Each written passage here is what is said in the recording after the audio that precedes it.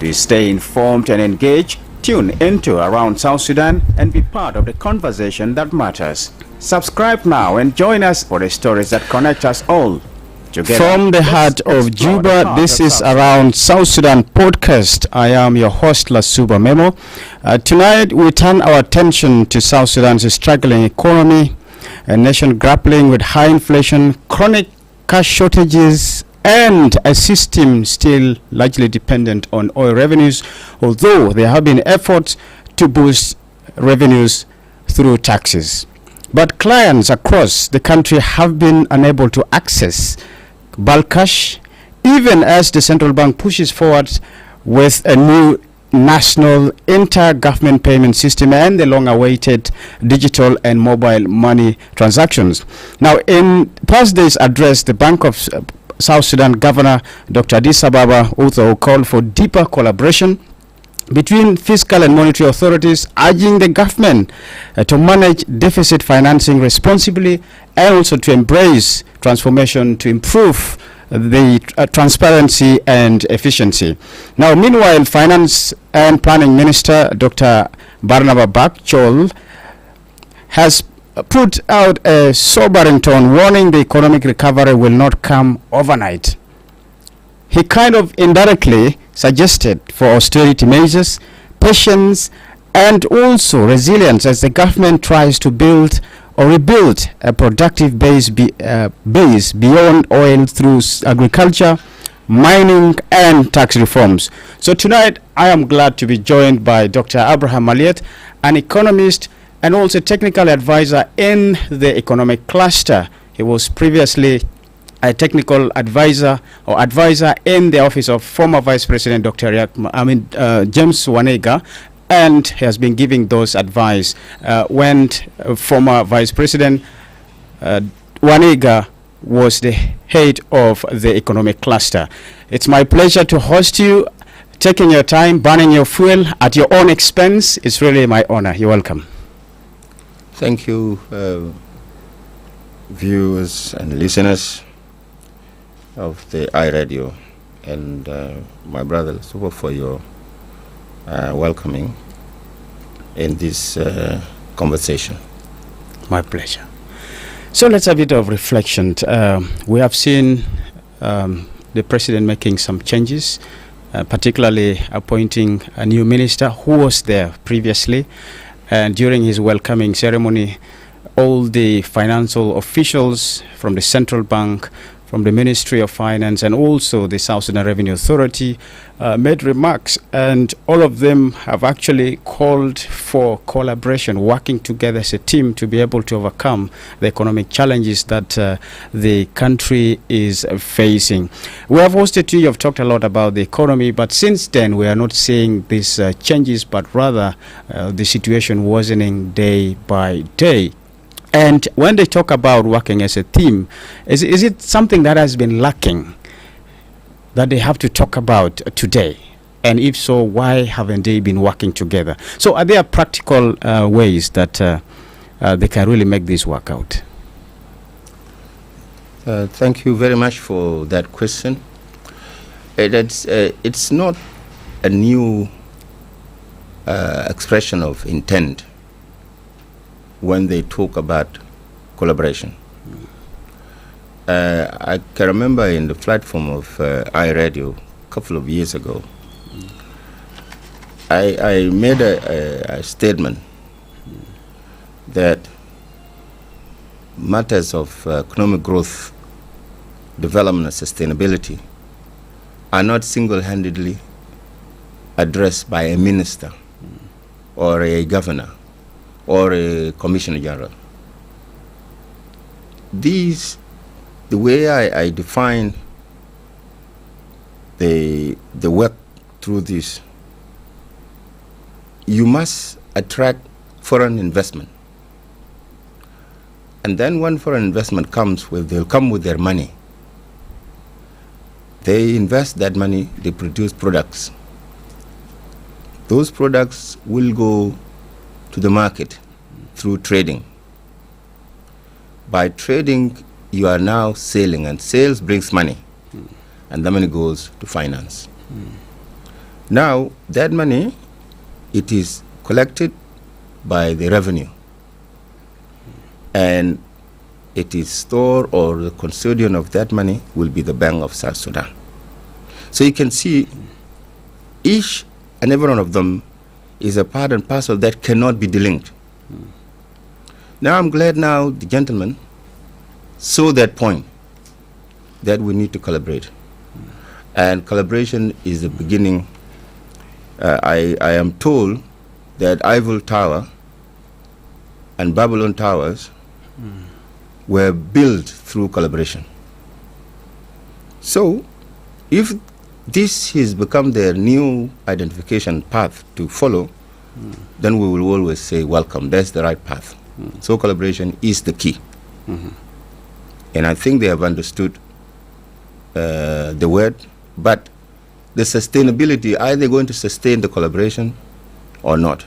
That is need a technical people to be able to tell them, guys, you agreed politically, but how you implement that collaboration, you need a technical know-how. People who knows 1 + 1 is 2, not 2.5 or not 1.5. Because politically you can say 1 + 1 is 3, and you are correct. But the technical people will say, no. Sir, 1 + 1 is 2. So that the layer they need for them to work this out.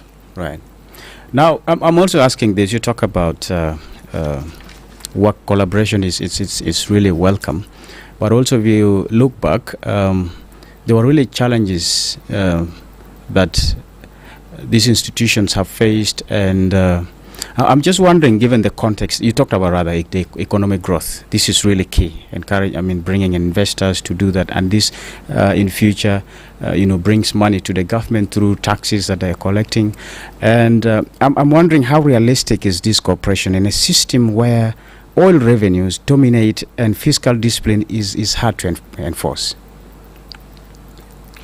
I think that's also one of the good questions. You see, fiscal discipline is always subject of the ambition of the government of the day. What is it in their heart and their mind put on the table that they want to address? There is what we call recurrent priorities and conflicting priorities.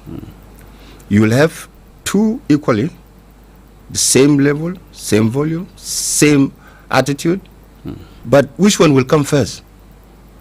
Now, when they are conflicting, you will make what we call biased decision, because you will go with a preferential treatment with your own understanding. That's why to have a team that working together will be able to identify which one is come first, let alone how we feel about it. We should not be emotional about that. If we are going to address security, then let it be security. Not tell me that somebody is sick here and somebody is hungry. No, this is our priority now. Let's focus on that, because once we achieve security, then the food, the health, the what will come after.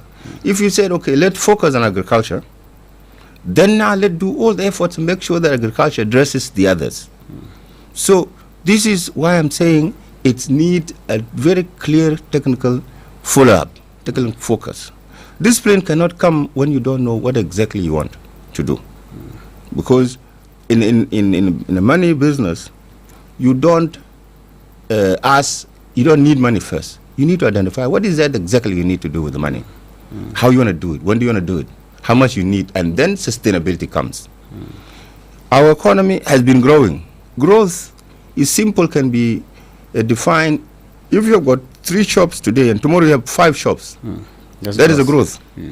But what we have not understood is the sustainability of those 5 shops. Are they going to be open tomorrow and the other tomorrow and the other tomorrow? That's what a government should focus on. People are attracted to good things. Right. But if they see that to continue is not there, then they will withdraw. Right. So we are not talking about the growth. Growth is there, but how do we sustain it? You see, also the market changes. What is the need now is not need yesterday, it was not need tomorrow. So that's also need a technical observation, and then give the advice to people who are accepted to work as a team. So discipline is there, but it cannot be sustained if we don't have priorities set equally. Yeah. Now, liquidity crisis is a persistent thing for months now. Bank clients have been, struggling to withdraw bulk cash from commercial banks. And you've seen these moves by the Bank of South Sudan to digitize and also to encourage what is called interbank transactions through one platform, and also encouraging the public to adopt what is called digital transactions. And one reason they're saying is that it can also improve what is called transparency and accountability, especially in government institutions, if they embrace it. And now, with these shortages and a country, majorly dependent on oil, and you have other factors that are really, constraining, the economy. So, do you see this is going to be viable, and for these institutions to be able to bring the country out of the crisis? I don't know whether coming out of crisis is what we are talking about now. What is it now is we need to identify what is the problem in the first place. I still remember in this platform earlier, years back, when the dollar was a problem. Dollar up, dollar down, dollar up. And I was saying, Yama, let us find out exactly how much dollars that Yuba market needs per day. And for what? If you don't know, you will not be able to target. If we know that this money goes for our family upkeep in the neighboring countries, we must identify how much. And then develop mechanism that avoid physical dollar. If kids are going to school, it is the role of the Bank of South Sudan and the Ministry of Finance to start trading protocols. So you have the balance accounts open between the countries of our interests. Say that you avoid the physical dollar. Once you have done that now, this idea of digital will apply, but it has to apply in areas where it is understood. Yes, it's a great idea to have a digital platform where you can do transactions. Is also good, no problem. But I actually, myself, I went and reviewed M-Pesa. You see, the gap between the digital and physical cash in Kenya is almost the same. What you transfer through digital is available in cash. Now it's the opposite. We have run to do digital, but the equivalent or the gap between the current cash and what we are working on as a digital is wide.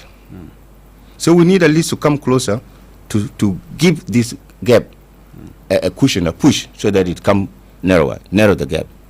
Then now you can come and do this analysis. The other thing also, majority of our people are not educated. And I've always been saying this. This economy is run by only 5% of our population.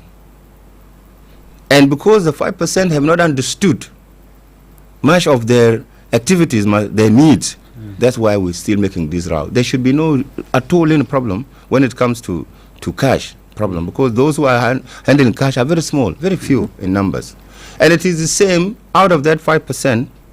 Not all of us who go to school read can also do the computerized activity like this digital. It's a very sophisticated affair. It takes real time for you to understand it. It takes gadgets, very sophisticated devices, not the small Nyandeng phone that is able to do this transaction. Majority of us are also rural. We are not urban. All of us. It's only Juba that have got this population. But go to other cities. People don't really dwell in towns because they go to their own villages and If you say 5% of the population yes, only do business or have money, yes, and why do we have this liquidity crisis? Is it because it is these 5% are the one actually using these to elbow themselves out? If you go to your village, nobody cry about the cash. They don't need cash. These 5% are scared because sometimes in our history, our bank and our previous governments have really done something that made the individual that are banking with a private bank scared.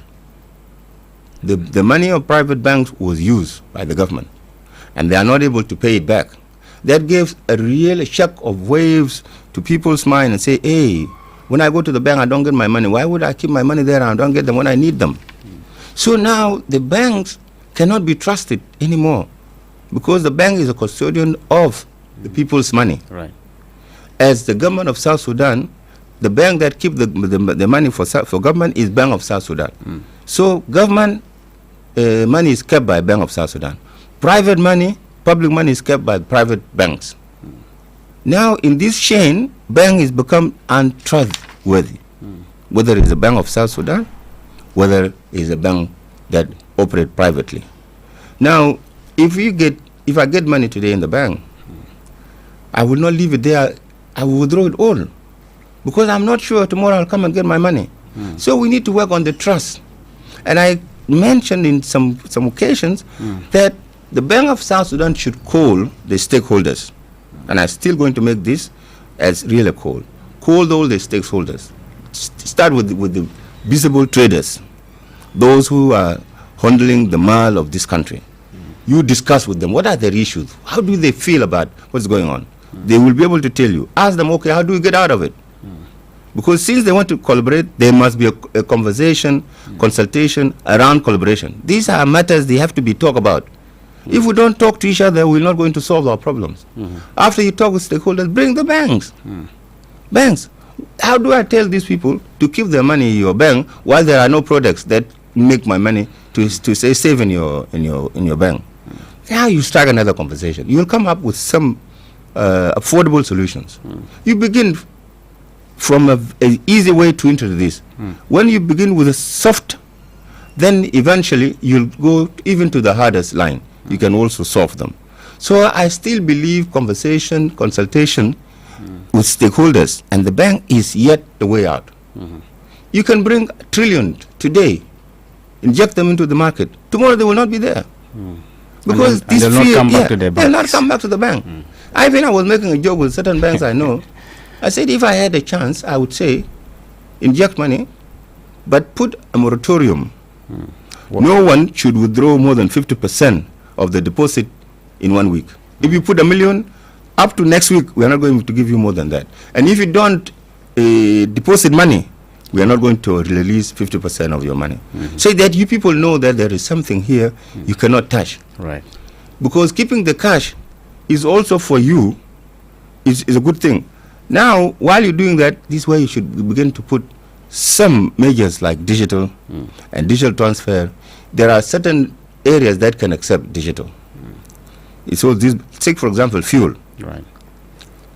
Fuel can accept digital because a lot of our money goes to fuel, a lot of cash. Encourage the fuel traders to introduce digital fuel card. Right. Fuel cards, you put all the money in the fuel card, come and pay. You take your fuel and then it is prepaid already. Right. Like now we have the airtime. This airtime is a very, very intelligent idea. You have your money in your phone, you can buy your own airtime. Right. That's very you can do the same thing to fuel. But not all of us are able to do that on time. But it has to be started somewhere. I believe we are not stupid, all of us. We are not clever, all of us. But practice allows us to understand. Right. 95% of us want to know what to do. Right. We had a program we call Infamous Economy. Our economy, the bulk of it is outside of the 5%. Now 95 is running the whole country on their own. We don't even know what they're doing. We don't know how much cash they have. How about the idea of the national, what do you call, interbank payment system that the Bank of South Sudan is now pushing, and it has given a timeline to commercial banks to be integrated in that system. That is to enable transactions between or among banks. So the latest for them is January. So what is your take on this can this be also an alternative to see how they can resolve the issue of liquidity crisis?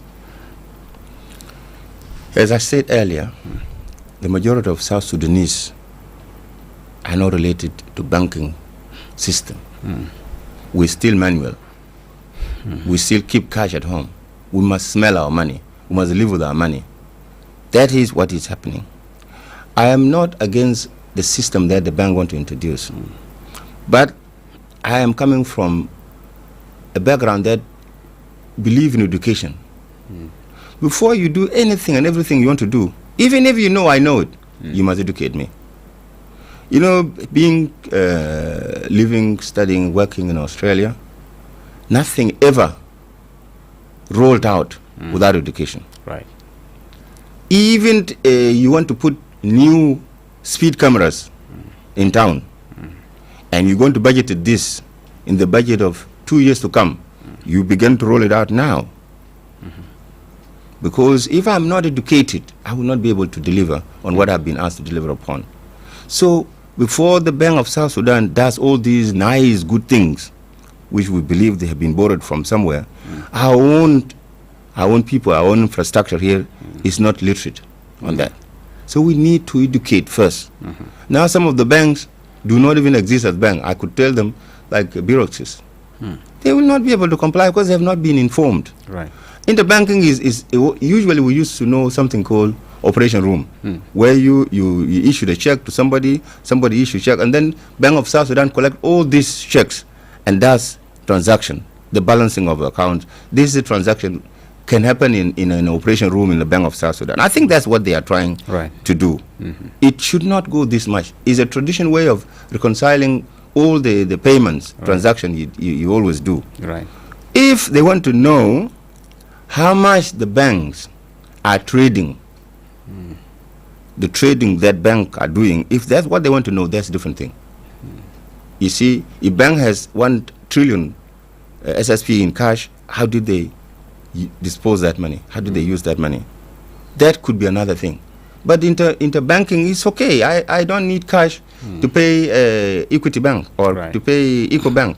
If I have money within my bank, I should just transfer. Right. Usually we do have what we call bank transfer. There was something called bank check.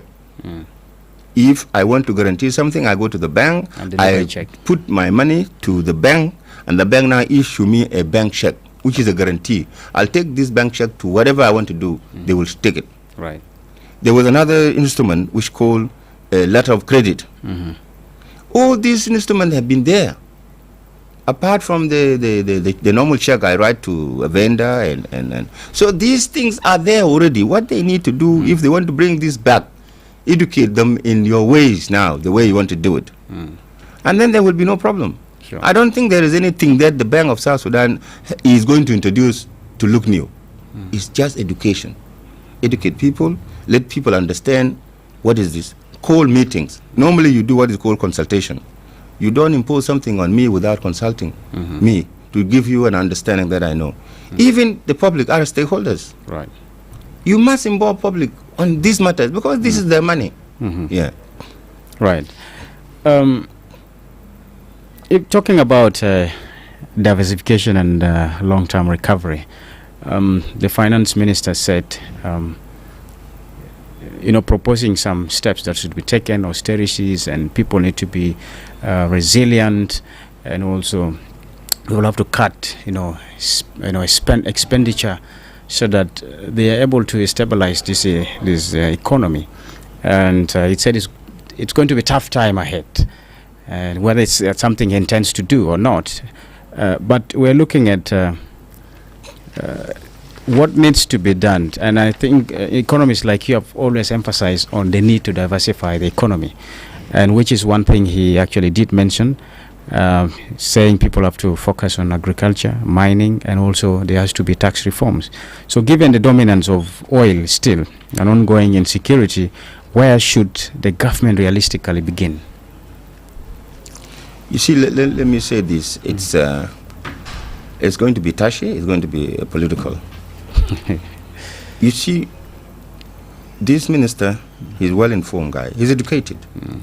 And he's sharp, he's intelligent. I have no doubt about that. he wants to do things for the betterment of everyone, which is a perfect thing to do.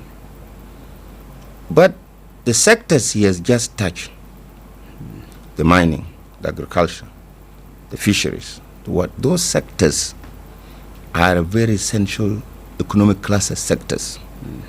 Those sectors must be awakened. Sectors must understand it is their role to fully contribute to economic diversification. Now, if you ask people to do farming, what we know traditionally, we do a small backyard for my own consumption. The minister meaning the commercial farming, mechanized farming that produce surplus for the market. Now, this cannot happen if the Ministry of Agriculture and the Ministry of Food Security, if they don't go out to the field and demonstrate to the people, this is how you do farming to become sustainable. Right. All that will be something else. He talks about mining. Yes, I swear to God, I went to Lebanon myself, and I saw the gold being picked. You just dig with your hands and pick it. Everywhere else, gold is mined in the world. People go and do gold mine. Here in South Sudan, you go and pick gold. You pick it. If you understand the two words, just you go mine and do picking, are completely different thing. Right. But yet, who controls that gold? Whose territory is the gold is? If I go and ask the local people and I said, I want to do mining here, they will say, no, who sent you here? This is our area, this is our land, this is our what? And then the fight happen. There should be political will first. So the local communities are talked to, are engaged, are involved, are consulted. Such these noble ideas that my minister is saying could see the light. It's a good thing. But if there is nowhere you can find that mining, all of us, even him, he knows that the mining is happening. That's true. People are doing mining, but who mines it and to where? And to whose pocket is that? So something ought to be done first before we come to this. Authorities, yes. For the last 10 years budget, there has been no budget surplus. There's always a dent. There is a gap. 20%, 30%, 40%, sometimes 50% last 2 years. That gap has been there. And nobody ever dared to say, this is how we're going to fill this gap. And oil has always been flowing. It has never stopped. Yet the gap persists. It widened. Authorities were introduced during the time we shut down our oil. Authorities are not new. That's why we're doing a single operation account. All the monies are in finance. It is finance now who pays the other sending agencies. That because of authorities measures. Those days and worldwide and the practice, when you finish your budget, we should start a bottom-up. Budget always bottom-up. Right.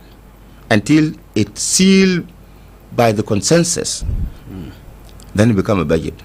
Where the Payam, the Buma, the county, the state, the national get their participation in the budget. Right. Now, this budget now, it is our own to protect it. Then it is through this budget you see from your expenditure. Right. Which one goes deep down quickly, which one remains. And you begin to do. So from those budgets now, for the last 10 years, we've been using what we call the Chapter 1 budget and security sometimes. So we have not allowed the institutions who develop their own budget to go and spend and then they give us accountability. We didn't do that. So that's a part of authority. We are controlling what should and the spending agency should do. They submit the request, we go through their claims, we verify them, and we give them that money. We are still controlling the full pool of money. The big pie is with finance. Right. Okay? So that is actually part of authorities. It has not been lifted. It's still there. Now, because it was a decree years back, people forgotten it. But it is still there. That's why we have one single payment system from the. If you have money in finance, you do your budget. It is sealed. It's brought to you. This is how much you spend, but you don't even have a control to spend it. It is the finance gives. There are some agencies. The year finishes, not even a single pound is paid to them. So you're saying the minister can continue implementing austerity It is measures because there is a law. Exactly. Exactly. It is there. It is there. What minister need to do is get technical people to go and get those files, those decrees, whatever it is, what was made in that, and then to see. Now, reducing expenditure, you can say when things are normal. Here, what do you want to reduce again? You don't even have salaries. You see? Even here, the minister, when he travels to any other place, he may have no money to travel. The only thing that I can really support very well in this is fixing our tax. There's a lot of loopholes in the way we collect our revenue. What are those loopholes? First of all, the system that we are using, they are not systems that understand the way we collect our tax, the way we make our businesses. You know, you go to the guy who has a small shop in Malakia. We don't know how much he earns. We don't have a proper accounting system. So when we come and ask for the tax, we are able to get exactly what is just for the government. We don't know which kind of tax to pay to which department, because 1,600 of us will just appear in front of a small shop. All of us will ask something. That must be addressed. State, county, and national must sit and have a conversation. It goes back to what they were saying, we need to collaborate. We must collaborate on this because it's important to know which part of this business will go to the Payam, to the county, to the state, to the national. Now the shops in Juba is national capital. But there are small coal counties, Block, Payam, within Juba that are also collecting. Say something in Tungping. Tungping is the heart of the city Juba. Yet there is a small ward called so and so taking money from these guys. We need to sit and have a conversation. Who actually collect what? It's important. And I really urge the minister to get somebody who's thorough in demarcating this tax and give that responsibility to organize our tax system. There One so time, much money the South Sudan Revenue Authority wanted to do what is called registration across the city. And isn't it one way of trying to do what you're trying to suggest? No. I was there, that what is called door-to-door registration. You don't do that thing before. This is a public office, Yajama. This is a government. You don't wake up in the morning and you say, I'm going to do this. This is a public, all of us, it is a stake, we have interest in it. If we don't convince ourselves, none of us will ever to step.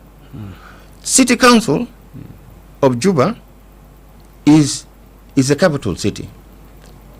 It hosts the local, national, and state. What need to happen, and this is what I am saying, and I'm going to say it, don't surprise people with such things. You go to the state. First of all, find out nationally. Do your gap analysis. What is the problem? If the state is collecting much money than the national, then you said, okay, identify which one the state should not collect. There is a study, because one time I was a consultant to develop state demarcation between some states, which become a rollout program, and even the counties. I'll give you an example. The animal auction. Animal auction should not be, it happened in the state and in the county, in Payam. Why would a national government take money from national auction? Animals are just there. They are not here. Rental. If you rent a house in Torit for an NGO or for a shop or for a hotel, why would you collect the rental tax from that state? Because the facility or that building is there. It is getting services from that state. It should not come here. So we need to have a conversation who collects what. Once you've done that, the surprises of going to door-to-door registration will not be surprising people. You don't have to do it. Sit with the state, sit with the county as a national and say, guys, let us demarcate. There is a blurry areas between us. We need to discuss. Because in the end of the day, it's not about Dr. Abraham, it's not about Mr. X or Wani or Jim or James, no. It's the state, it's the country. Don't you think there is also a question of misperception about, Juba? Because this seems to be where there is a lot of money. Because people are from all parts of the country are doing big things here. Big businesses are all happening here. And this might also cause some friction, isn't it? It is because it has not been discussed and not been demarcated. You know, if you have got a company drill oil and happen to have headquarters in Juba, why would you get operation license from Juba City Council? Why? There's no need, because the company is registered nationally and it is sitting in national capital. Any other tax goes to the national. Now you have to also have a mechanism to be able to support the territories where these things are operating. That's why I was saying we need to have a conversation. This revenue business and tax business is actually a thesis by itself. You need people to sit down and work it out. Say that we're going away with what we call win-win situation. If you impose something on a territory, the territorial authorities will come with their own rules, and you become into the problem. Don't do those things. Just talk to them. We know this is what you'll have, this is what I will have. Say that there is win-win situation. That's why the tax people these people are making business actually. They are doing two things. They are underpaying the government. Some people think that they are overpaying. No. If the garbage tax is 50,000 a month, a guy will come from city council, garbage, you give them 5,000. I don't have money now, maybe come tomorrow. They will not come to you because you are not the only shop. They will go to other shops. So by the time you come, will be after 3 months. 3 months, you only pay 5,000. You see what I'm saying here? Right. Because there is no system that has been put in place. Right. We say this person must pay this. Right. Yeah. So, what lessons can South Sudan learn from other oil-dependent economies that have tried to diversify? Which you earlier talked about what needs to be done and the priorities that the government need to put in place. But this also needs people to think and plan properly. So, what lessons can we learn from other economies? You see, Honorable Minister said it clear. We must go the path that gives us diversification of our economy. Countries such as Saudi Arabia, such as UAE, at first they were starting to depend on the oil. But people who are knowledgeable came as ministers. They say, okay, this oil will finish one day. It is not renewable. So we must give something to cushion it, to sustain it. Dr. John said clearly, we use oil money to fuel agriculture, to fuel other infrastructure. So now, what Saudi did, and Emirate, all of us, we run to Emirate. Emirate is desert, nothing in there. What they have done, they have opened, because the location of Emirates has helped it, and the stability of the political will in Emirates has done it for them. So they said, we keep selling the oil, but we bring other things on board. So they brought the industry. A lot of things are made in UAE. They create a market, economy hub. Worldwide, you want to sell something, quickly go to Dubai and sell it. We can have it here. In fact, South Sudan, we are bordering 6 and so countries. People say it is landlocked, but I am optimistic. I don't think that is landlocked. It is land-linked. If we create an economy hub here in this country, you can send to UAE, what do you call them, to Sudan, to Habasha, to all other countries, they will get from you. And I was advocating years back, very recently, let us have a refinery. Because these countries are not producing oil. They are depending to get oil from it. If you do refinery here, you are linking these countries. Uganda is having refinery. Uganda has not produced yet. And Uganda actually making, let me say I'm responsible. Uganda is making political bully. It's bullying us.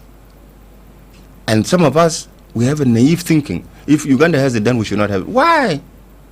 It should have been us long time ago before Uganda to do that. So, because we're not fully subscribed to our awareness, Uganda is bullying us now. Is there a need for us to bring tomatoes from Uganda? Or onion from Uganda? No need. I would put the moratorium, you don't bring this from Uganda if you don't do it here. And I can ask Uganda, I'll impose tariff for Ugandan products that are not necessary. You will encourage people to produce. Right. It is just sitting on your wheelchair, think properly. Right. You're watching Around South Sudan podcast, and my guest in the studio is economist Dr. Abraham Aliat, and he's unpacking to us challenges that the economy has been facing and what needs to be done for us to be able to address and move the country to stability. And yes, so you are still speaking about what lessons we need to learn from oil producing countries or economies. Yeah. So we must produce products that will make us attractive to the neighborhood. One of them, we have talked about free zone. Free zones is one of the things that can make our country viable. I came across a literature when Sudan was still one. I knew this when I was the head of investment. Somebody brought from Saudi Arabia some documentation, including the monarch decree. Saudi monarchy, the decree said any Saudi person wanted to go and farm outside of Saudi, the government will give them 100% support, negotiation, fees, what with those countries to acquire a piece of land to do agriculture. You know, in Saudi Arabia, the water is from the boreholes. Right. And they have studied, they knew that this water would finish if we do irrigation. This vast irrigation that used to happen in Saudi Arabia, they want to stop it. Now, Sudan was one of the countries that Saudi people and Saudi government wanted to come and do farming. Right. South Sudan was one of part of Sudan. So the Saudi charge d'affaires came to Juba, we met. And I raised this question. I said, we are part of Sudan, the Den. And most of the arable lands are in South Sudan. Right. So in this decree of His Majesty, the King, we are not mentioned. He said, no. It was one Sudan, but now you have a country. We can mobilize people to come and farm here. Why I'm saying that, we could have just taken some of things like that and developed them. Right. South Sudan is the middle of the world, by the way. If you look at it, it's the heart of the world.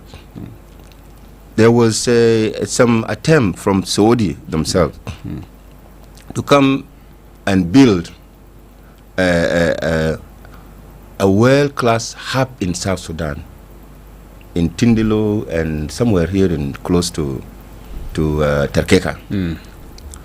Now, what they were thinking what we call positive competition. Dubai has taken the whole world. And Saudi is not happy about that. They are nervous. They want to create their own. They were looking for another place. South Sudan is half the world. If you create a city like Dubai here in South Sudan, you have shortened the world by half. You see, from east to west, you stop over South Sudan. You reduce your fuel, you reduce your logistic, and you can put your goods here in South Sudan. Somebody from the north will come and pick it at a cost half of what they should have done if they travel around the world. Now you see, you travel around the world in order to go to New York. But if you have got South Sudan as a hub, you can stop here and do whatever you want to do and go to New York time. So we do have so many things. This sounds far from reality. It is not far from reality, because these are things can be done. You know, when you are in a position like us, you must think big, and it can be done. You just need a political will. We need to stop all these things. We are engaging ourselves, fight what is nothing. And if for us to benefit from diversification, you have to come up with the projects that are attractive. You see, business hub in South Sudan is attractive because all your products on the other side products will be here. If somebody coming from Dubai and want to take goods to Congo, if you put them here in South Sudan, the Congo will come by land and take it. Now you have to bypass South Sudan to go to Uganda if you are coming from UAE or you are coming from London.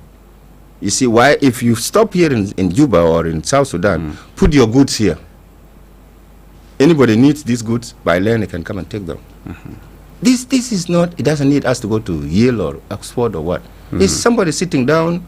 This current Minister of Finance can do it. If you sit down and say, hey guys, you, the president, give us free will, let's do this. You will see people coming in here. Stop the war, no fight.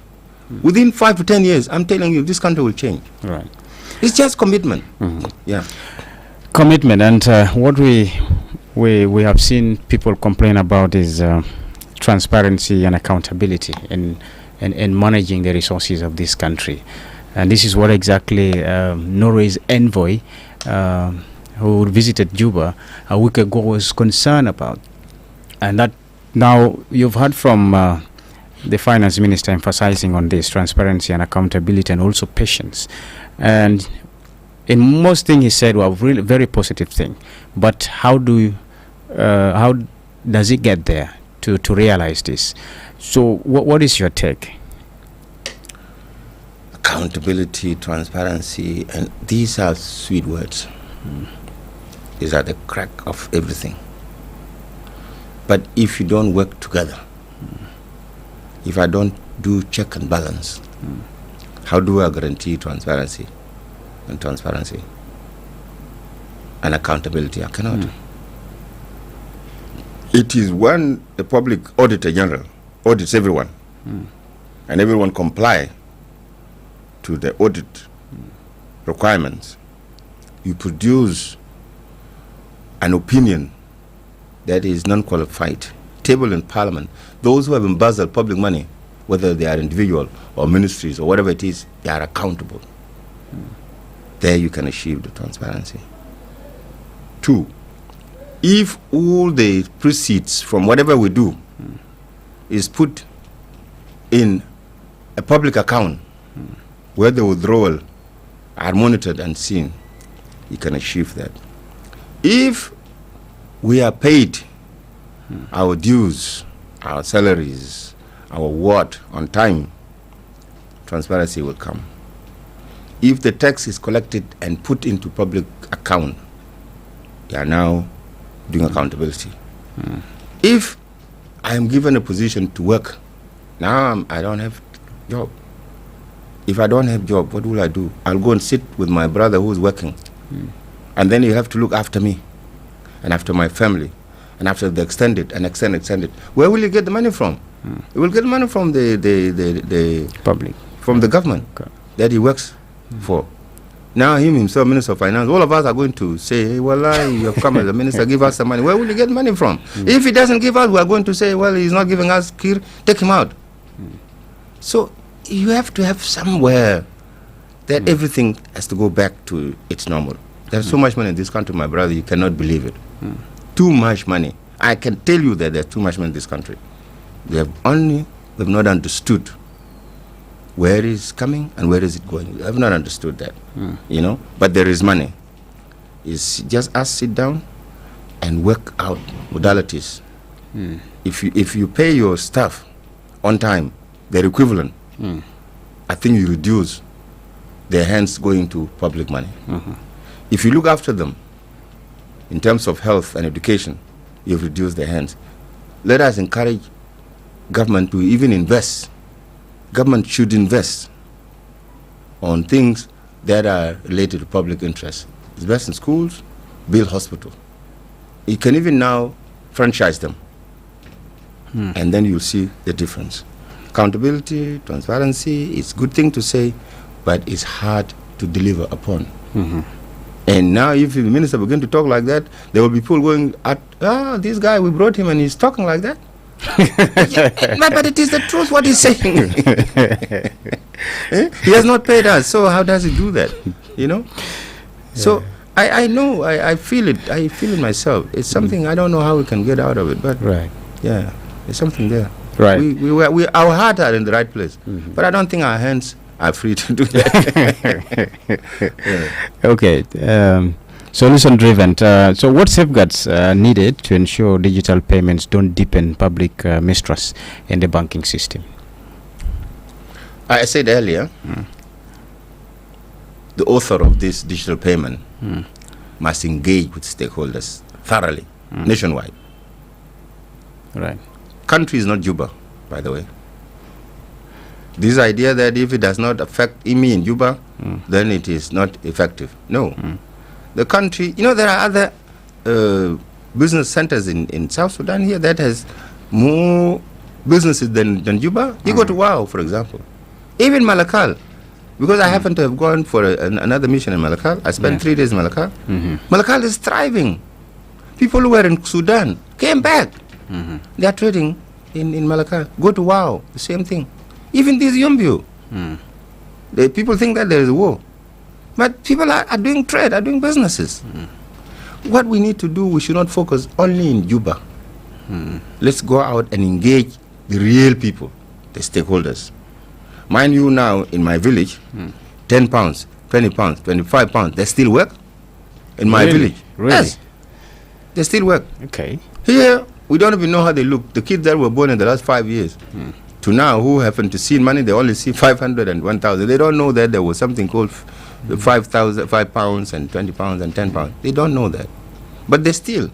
So, one of the things that we need to do, and I want to take this part so that, the governor of Lake State was entrusted with peace, to bring peace. And people were criticizing him. Peace is not eaten, peace is what, peace is what. I happened to got some time with him and I said, Governor, keep doing peace. What prevent people not to farm was because people get killed in their own farm. But if there's no killing, you'll see what happened. You demonstrate farming. Governor Rin went and farmed. For the last 3 years consecutively, Lake State is in surplus of food. Now they're looking for market. And I said, when you produce more, the market will actually impose itself. Now, products from Lake State are coming to Juba because of the production of peace. Right. So what you need to do, produce. Things will fall naturally. And this idea that the digital will get, digital will not go nowhere because it is Juba based. But if it was sent out all around the country, see what people think about, get the people's view. Because we are in a democratic country. Our movement, SPLM, is based on people interest and people participation. That's why it is called movement. Right. You take these are the things. If you understood your philosophy of your ruling party, you'll be able to do this. Go to the states, do consultation, talk with them. They'll tell you what do they think about the digital. Right. Digital is not between here and there. Digital has to go nationwide. And I said the thing of Kenya. Yes. This is M-Pesa. The gap between money in digital we call e-money and the physical money is almost the same. Right. Here there's wide. And nobody will accept to do digital if there is nothing cushion it, which is called cash. If I ask you to go to a Momo here, I send 100,000 and Momo outlet did not have 100,000 in cash. Then are we not back to the square one? You'll cry, there's no cash. But let us solve that problem first. So do you sense genuine momentum toward economic transformation this time? I don't know whether that is the problem. One upon a time, there was a criticism that we don't have laws or regulations. And I told one of the guys, I said, South Sudan, we've got over 1,000 rules and regulations and laws in this country. Right. So it is not a matter of those, it's a matter of a political will and benefit from the energies of the people who said we can do. Like this minister, I think, I didn't hear his speech, but I knew what he said before. Probably is not different from what he said when he was a minister, when he was inaugurated. Somebody said, I've got an energy to do this. We should give them political will. You see, say that they are accountable to. If the minister said, I'm going to do this, and then in 3 months' time, I'll ask, you said you're going to do this, why you did not do it? You see, now, the answer will be different. It is either blame me or blame him or herself. He didn't do it. Right. Mind you, up to now, we don't have trade protocol with Uganda. We don't have trade protocol with DRC. We don't have trade protocol with Kenya. And these are trade partners. How significant is doing this? It is important to have a trade protocol so that if you want to impose a tariff, you'll be able to know what to do. Right. We don't have. Now our dry fish is being smuggled out through Uganda to DRC. There's no trade pole. You cannot determine how much money we are supposed to get from this trade. We can't, because there is no law that give us that. So we need also to work on the laws. That's what I was saying. Right. Sentiments are something else. But getting a political will for you to do what you came to do, we need to harness and harvest the energies of these new guys, because they are energetic. They are actually, you call them, their repentance, because they were here before. Sure. Now coming back, they must have seen what was not done on their time. They are not going to learn the subject from the beginning. Probably they would pick from where they left it. We need to supply the confidence. You see, something called confidence supply is important. Right. You do it, you'll be accountable to when you don't deliver. Right. So this current team, in my own thinking, give them the chance, support them, give them the technical know-how. They should not, because they are politicians in the first place, they must get the technical people. Because as a technical person, the way if you tell me something, I don't see the political value of it. I see the technical part of it. Right. You see, 1 + 1 politically you can say 10, 40, 53. And you argue. And you are right. Politicians are never wrong. Right. But if you put yourself in a technical group that advise you, some of your political statement will bear relevance on people. Right. That's why I encourage any politician to have a technical person that give you how it sound in practice. Right. You see. So I think there's a lot for us to Thank you so much. Thank you indeed. Maybe your last remarks to the viewers. Well, the viewers now, they should, or listeners, they should have this in their mind. I'm convinced, even, sorry to say this for those who are religious, Jesus never come back from the time he left. We have been told that he's coming back, but he's already here with us. He's not somewhere. We are the people who should do things to ourselves. South Sudan belongs to us, and it's going to be our country now and forever. Country is existing forever. Government may change, because government is made by the people, but the country is a territory with the people and the government. So let us keep these two things separate. Let's see government away from the state, the country we live in. Right. Let us love this country, even if you don't like government, fine. But let's love the country. If you are given a task, do it because you love the country. It is where you're going to claim a place to be buried. Your children will be here. This is our home forever. That is important. So if somebody Alive or dead. Yeah, alive or dead, you are here. You see, if you get a chance, love the country and work for it. When we who are around, we should support our people on the seat, so it is not too hot for them. We should make them comfortable so that they can think, and then we implement on their thoughts. So that's what I want to tell to the new team. All the best. You are not new in the game. You had where you were. You need this time. Don't drive alone. Get technical expert. They will give you the boost for you to see it tomorrow. Right. Dr. Abraham Aliat, thank you so much for the insight, and that is really ending it in a very positive note, positive message that South Sudanese will need to take and embrace.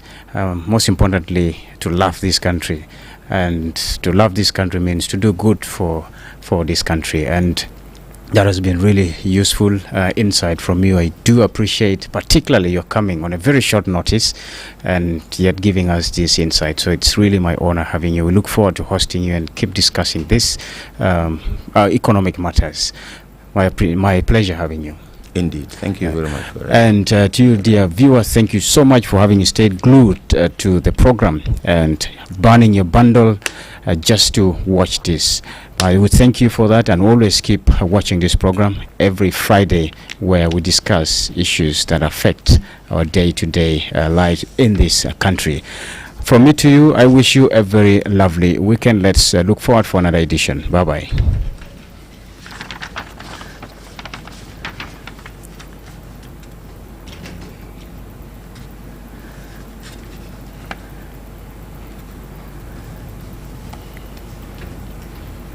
Wait for him to cancel.